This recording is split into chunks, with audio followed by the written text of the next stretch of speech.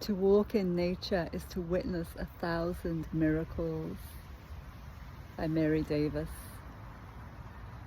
Yeah, what a beautiful, beautiful reminder of all the miracles that are around us.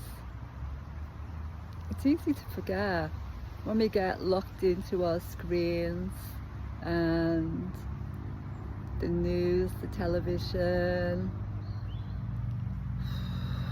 the hustle and bustle of life.